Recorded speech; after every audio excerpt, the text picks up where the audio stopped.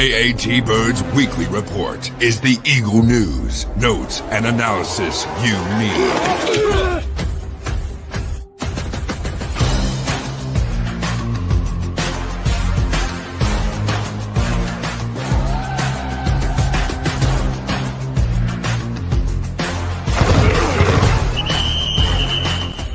It's all birds, all the time. How about them Eagles?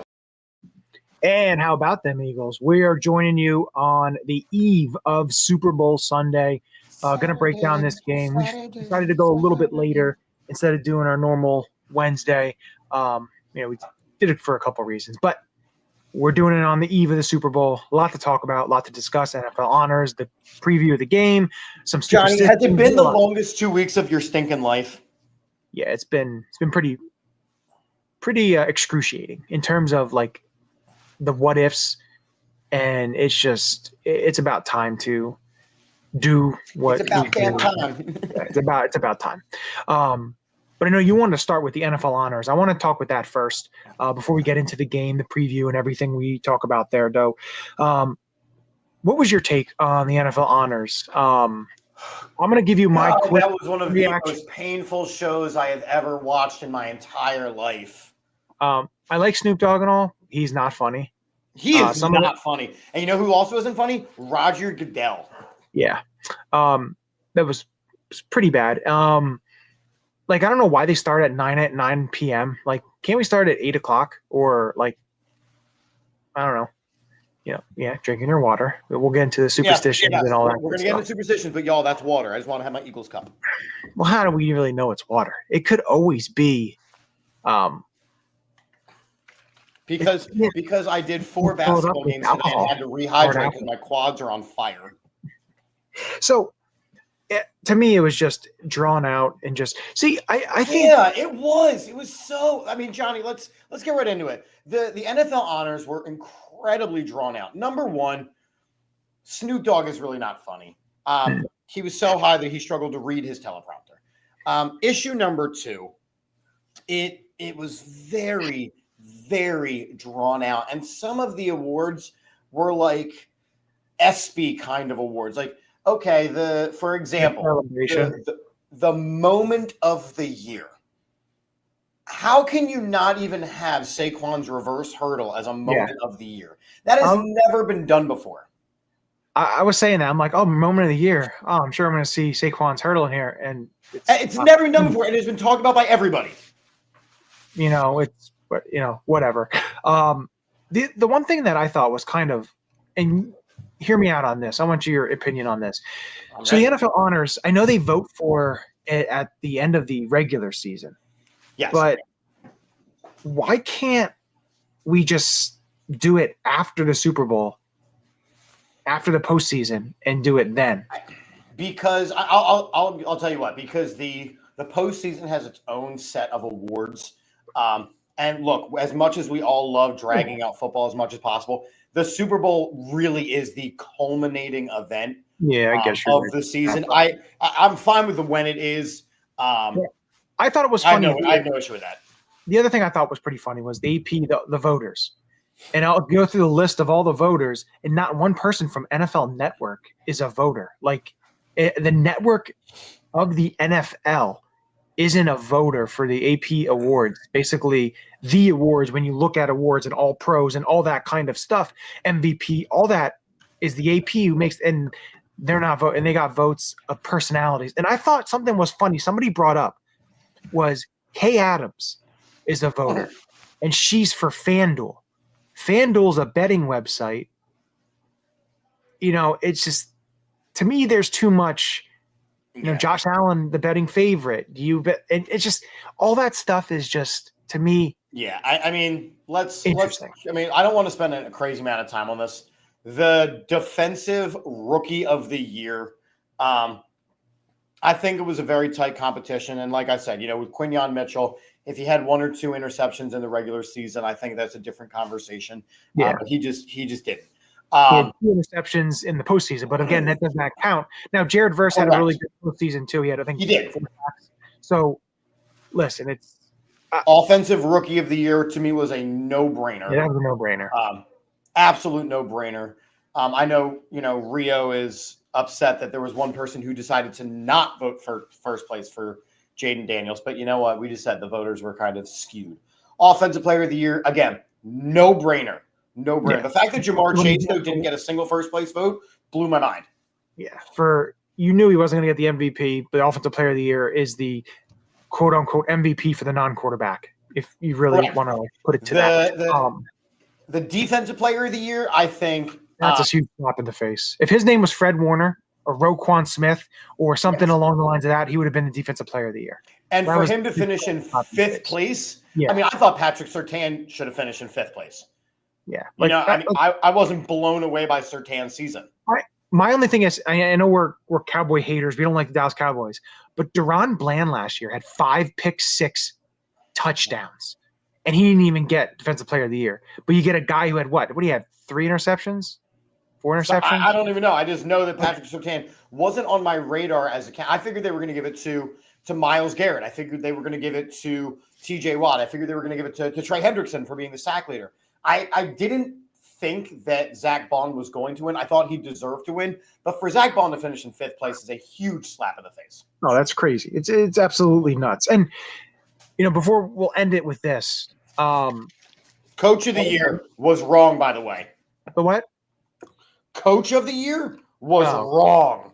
Yeah. I am a Commander hater as much as the next person, but Dan Quinn should have run away with that award.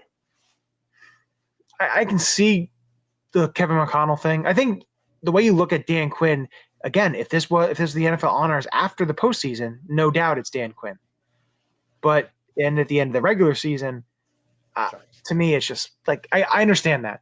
But I want to end it here. Eric Allen is in the Hall of Fame. Thank God he is finally going to be enshrined in the Hall of Fame. And it was pretty interesting, too, that only 4 guys got in. I was a little surprised. I thought at least Luke Kuechly or one of the receivers. Kuechly is not a Hall of Famer. Kuechly is not a Hall of Famer. Had he decided to play a longer career, Kuechly is a Hall of Famer.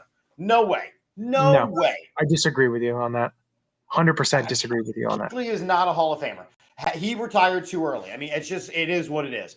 I'm ecstatic that Eli is not a Hall of Famer on the first ballot. Absolutely Eli is not a Hall of Famer at all. I'll tell you that right now. At all. Not. His last, I'll give you these 2 little stats here. So Jim Plunkett won 2 Super Bowls. He's not in the Hall of Fame. He's not a Hall of Famer. He never won the MVP, was never an All-Pro, never second-team All-Pro, 4 Pro Bowls. He finished the last 7 years of his career, Eli Manning, the last 7 years, was a 39-60 record quarterback. And one of those seasons was a winning season. The rest of those seasons were all losing seasons or all losing records as a starting quarterback. Yep. I'm sorry, but he is not a Hall of Famer, because if you put him in the Hall of Fame in terms of you're just putting him in because of his Super Bowls, then you got to look at guys in terms of stats and what they've done, like a Randall Cunningham, a Donovan McNabb. It opens up the floodgates to me. It is and I think that there is already now a log jam for the next couple of years, because the caliber of player that is available on the first ballot next year is absurd. Well, to me, next year, it's just Fitzgerald, Breeze, and Belichick, those 3. I'm going to have to look a little closer. We'll do that on a different show. But yes, I agree. Eric Allen was long overdue. I am very pleased. Sterling Sharp. Eric Allen. Sterling Sharp. Sterling Sharp, long overdue. I feel like this year was the year where they kind of corrected a few mistakes. Listen here. Sterling Sharp and Luke Kuechly played the same amount of years. Luke Kuechly was an All-Pro, basically a Defensive Player of the Year. I'm telling you right now, if Sterling Sharp has Super Bowl titles. If Patrick Willis is in the Hall of Fame, so is Luke Kuechly. Absolutely not. Absolutely agree. We will talk about that another time. But glad to see Eric Allen get in. It's going to be awesome. And yes, the MVP award needs to just become a quarterback award, because it is a quarterback award. Most valuable QB. That's all it should be. Yep. Now we get into the Kansas City Chiefs Eagles preview here for Super Bowl 59. It's that time. It'll be edge of your seat type of game here, just because it is such a massive game. One thing, I want to throw a couple stats at you here. Doing a little bit of digging, little bit of interesting stuff here. So I watched something. I always watch what Brian Baldinger posts, and he was posting something about the run fits and the run defense of the Kansas City Chiefs. Okay. And it was a couple different games, like kind of some stuff the Eagles run and the way that they were, they weren't playing the right gaps. They were leaving some holes open, and with some of the running backs that they were playing, unfortunately, they weren't Saquon Barkley-esque caliber. Jerome Ford and Joe Mixon aren't quite the caliber of Saquon Barkley, but there were openings, there were holes, there were different things that Kansas City, struggled with a little bit. So I took a look at something and had to do with the Kansas City run defense. So they're ranked 9th. They're one below the Eagles. Okay. Well, they played 6 games against the bottom 12 rush offense. Now, 2 of those games, basically 4 games against the bottom 3, 32nd ranked Las Vegas twice, the 30th ranked Cincinnati Bengals, and the 29th ranked Cleveland Browns. And then, of course, the 20th ranked Los Angeles Chargers goes into the bottom 12. They gave up only 85.2 yards per game in those games, essentially what you would expect with teams who can't run the ball. Now, and played 9 games against top 13 rush defenses or rush offenses, and gave up 127.6 yards per game. And in the postseason, they are giving up, I believe, 148 yards per game on the ground.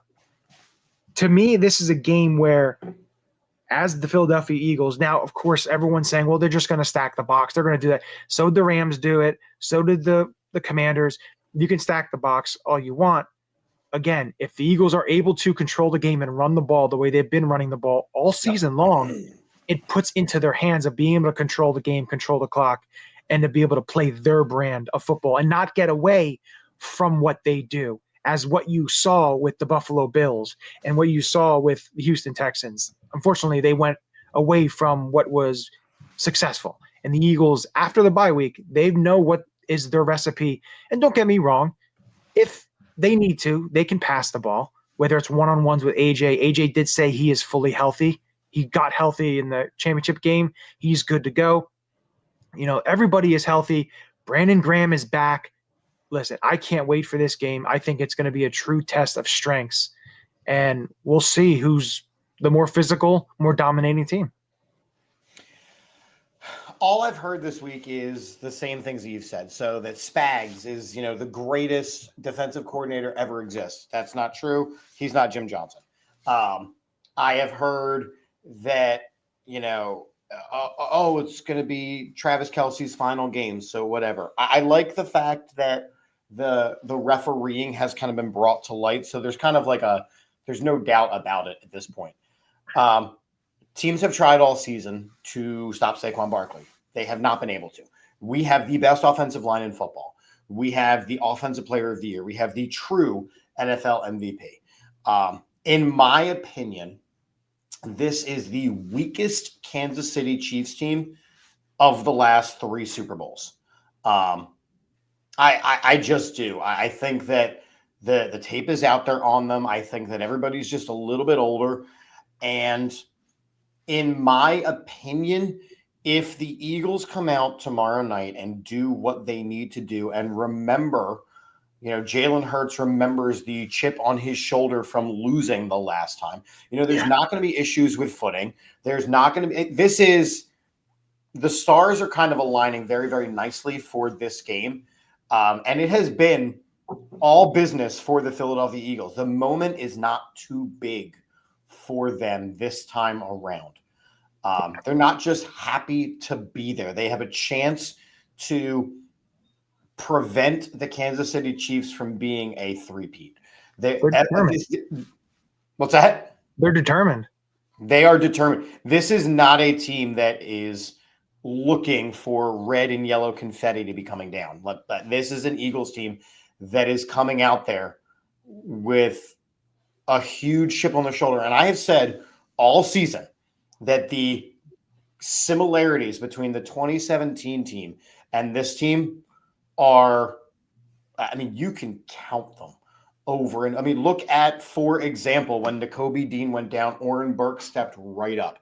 Look at we can't defeat the superstar team from the AFC.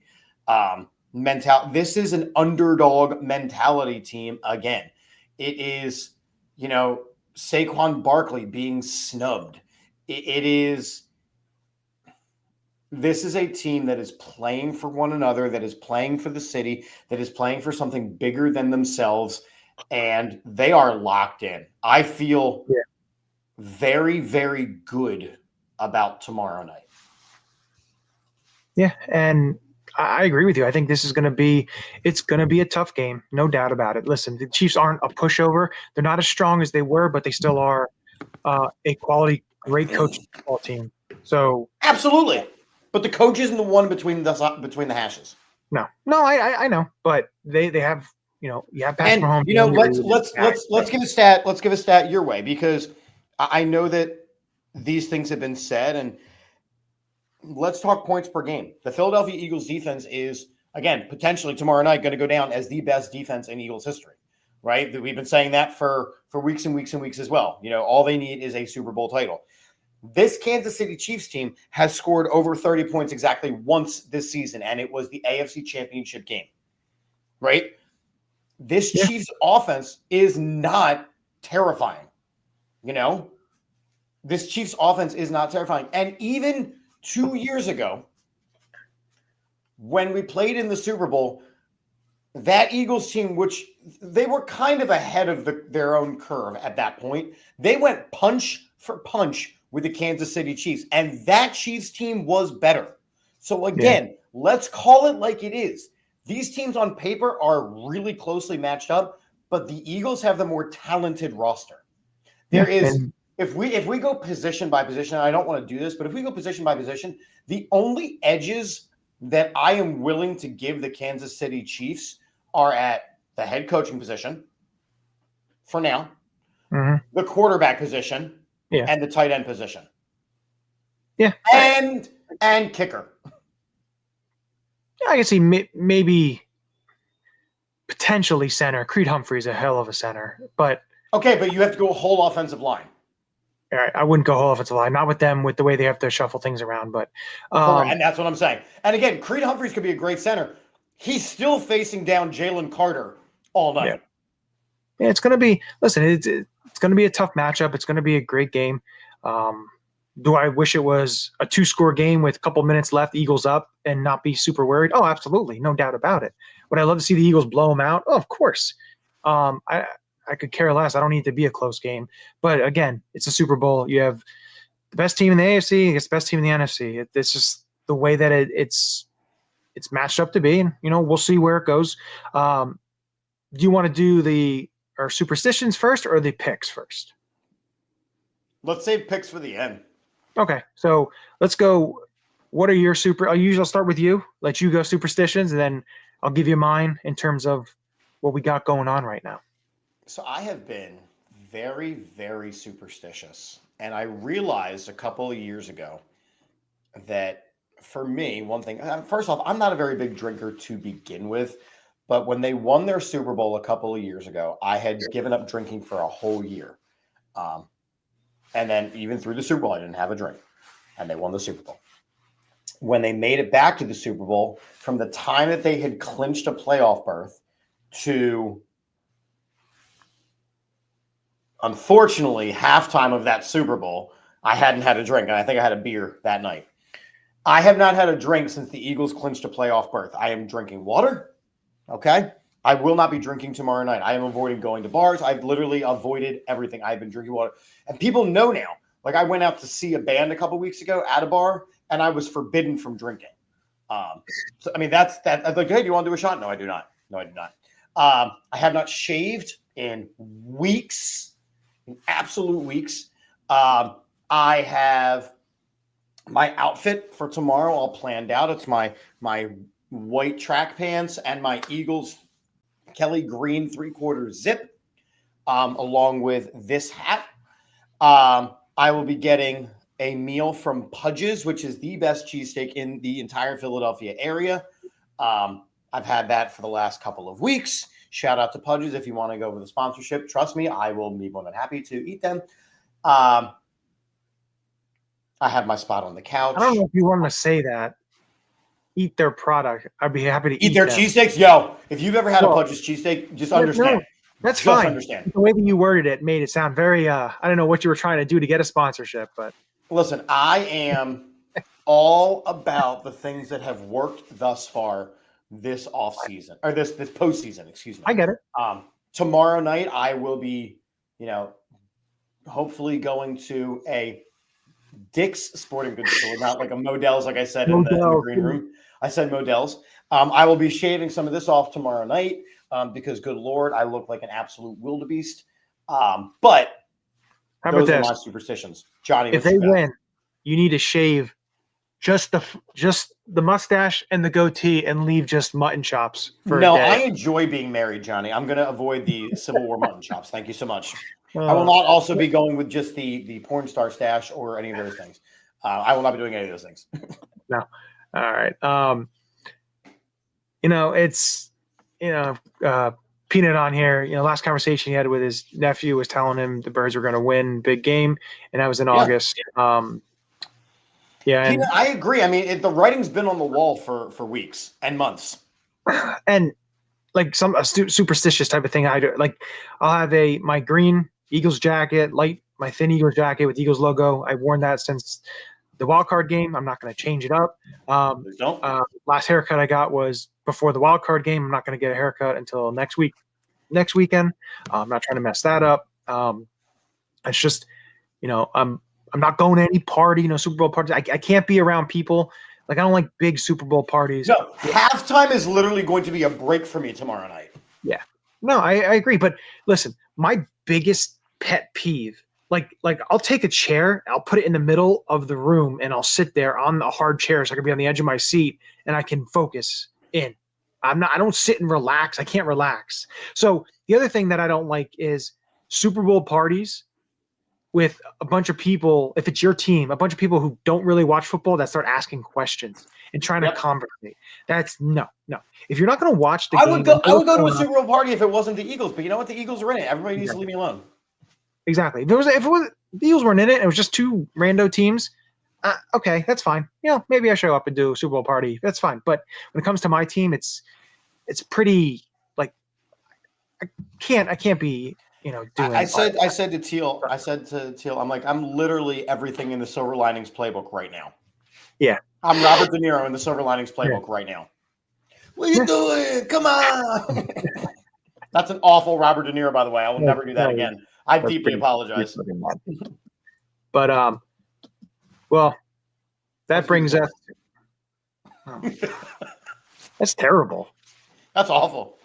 That's pretty bad.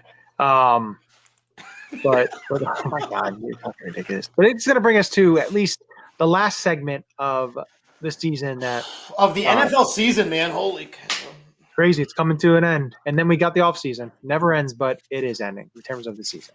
But with that, as we always do, one last. It's time for the Ulecka locks of the week. Who's your lock? All righty.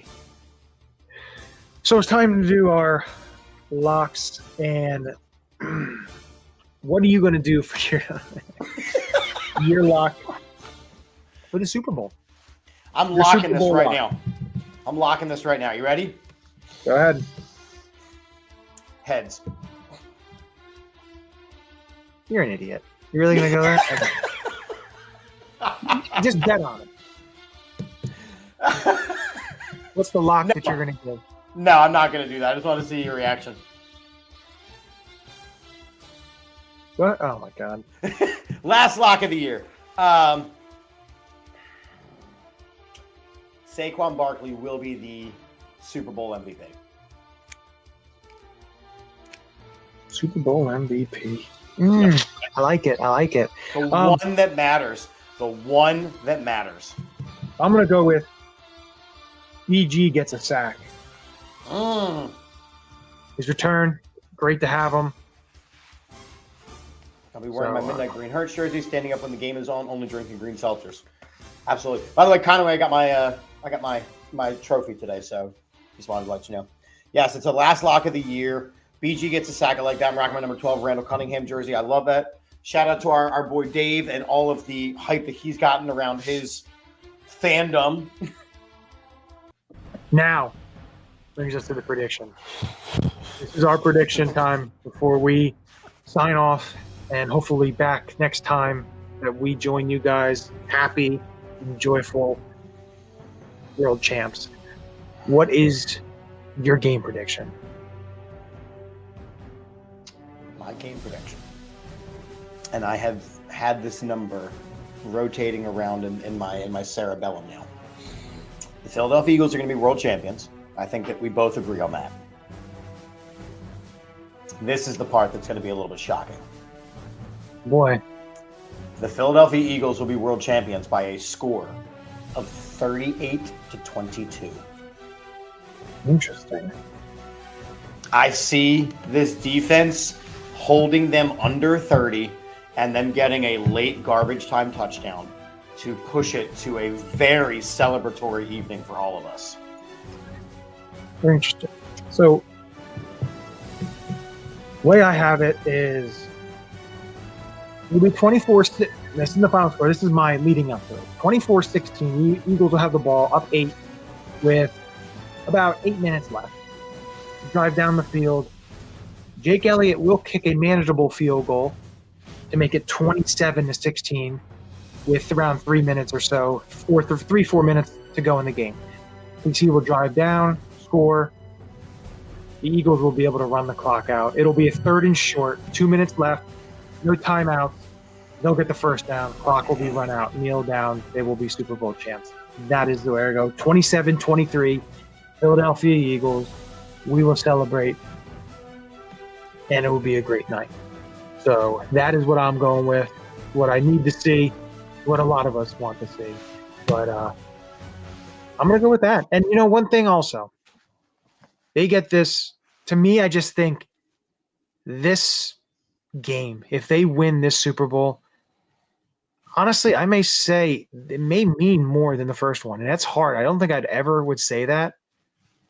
And maybe it's the players on the team. Maybe it's the head coach being doubted. Maybe it's the quarterback. You wanted to prove everybody wrong, but it's going to be, I don't know. It's just something that I don't know. I think I want this Super Bowl more than I wanted Super Bowl 52. It's just weird feeling. It's just something that's a little bit different, but that's just how I feel. I think it's a different kind of wanting this one. Before it was destroying Brady and shutting everybody up that said we couldn't do it.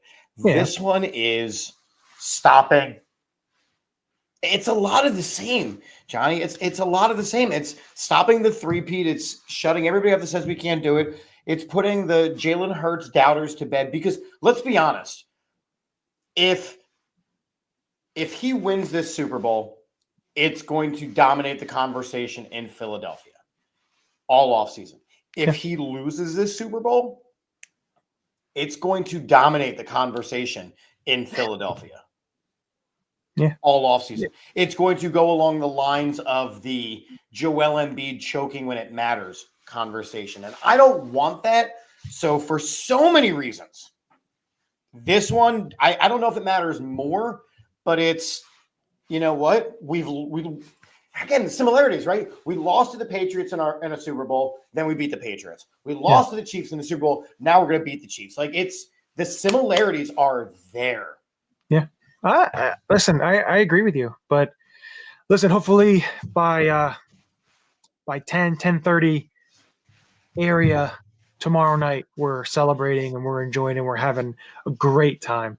Thanks for everyone joining us. We're going to be back. Got all off season 2 to talk about. So there's nothing but Eagles we talk about, and we will keep talking about them. But hopefully we are excited next time you see us. And with that, as we always do, go Birds. Go Birds. This is Matt Ware. Hey, for all the Eagle content you need, go follow All About the Birds. They do a damn thing. Check them out. Hey, Eagles fans, I may be in Tampa, but I know where to find the best Eagles content out there. Check out my friends at All About the Birds. Philadelphia, what's up? This your boy Freddie Mitchell, a.k.a. Fred X. It's all about the bird. All birds all the time. All birds all the time. All About the Birds provides you with weekly analysis, game recaps, informative interviews, and it's all birds all the time.